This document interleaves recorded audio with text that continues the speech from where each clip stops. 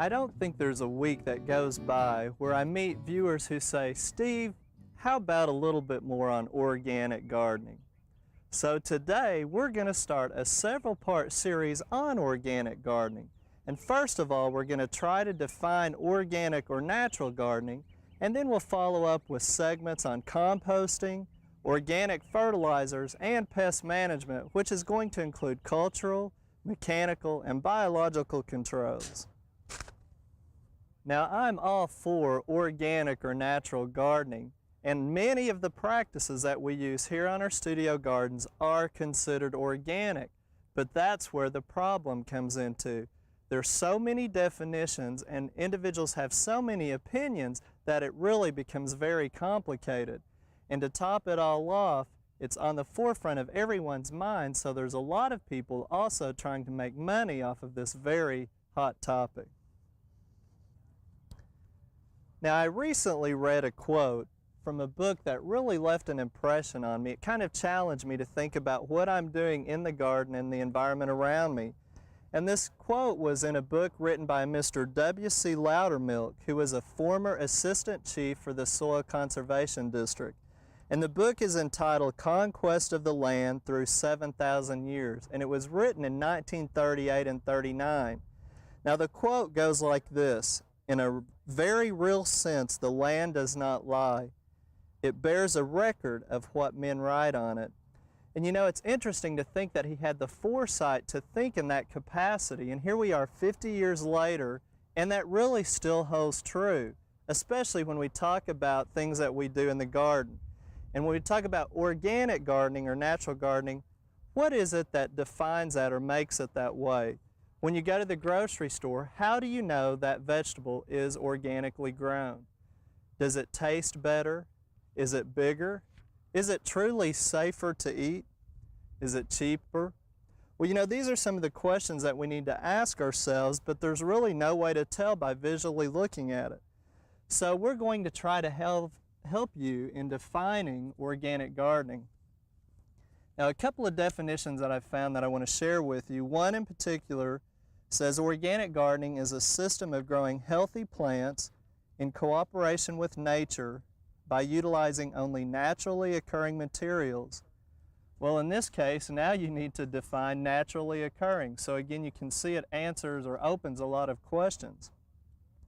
Another definition that's even more conservative or radical, depending on how you see things: organic farming is a production system which avoids or largely excludes the use of synthetically compounded fertilizers, pesticides, growth regulators, and livestock feed additives. Now again, this one is very radical or conservative, and a lot of the things that you see here are considered and sold as organic products. But because of this last definition that says not to use synthetically made products, these would not be used under that person's viewpoint. Now you can see the definition truly is complicated, not to mention that it comes from a wide range of ideas, and states can't even agree on the topic because many of the states are trying to certify organic farmers and they can't even agree on it. You might get 10 or 15 different definitions. And to top it all off, when we talk about these issues, we're putting in a little bit more emotion, and that makes it even more complicated. Now, other individuals, when they think of organic gardening, they may think of making up your own homemade concoction using garlic or whatever to spray on and not use anything that is either naturally occurring in the environment or synthetically made. So again, there's just so many definitions and opinions. Well, my goal of this series is really to give you background information to help you come up with your own definition, because it really is each individual's choice. But I should be able to give you educated, factual information to help you make that decision and how you would apply it in your own garden. Now, organic gardening has a lot of pros and cons, and let me share with you some advantages and disadvantages real quickly.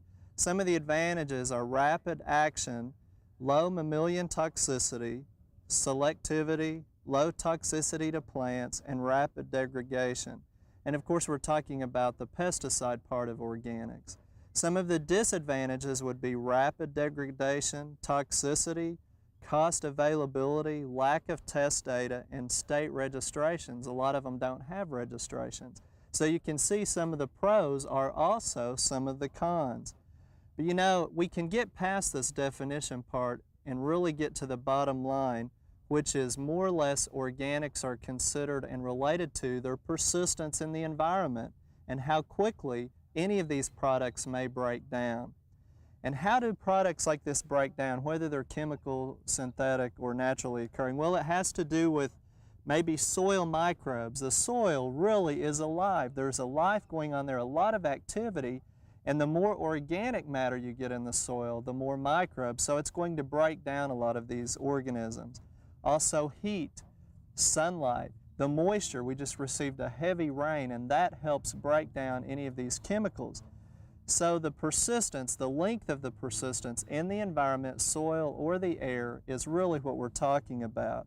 And since the soil is a successful key to gardening, let's talk a little bit about some of the practices that are generally considered organic to help improve soil fertility and the tilth and not harm the land around us.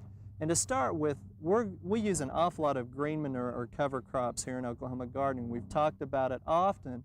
And those are crops that are planted during your off seasons or fallow periods where you never leave the soil bare and you're adding organic matter back into the soil once you till them in.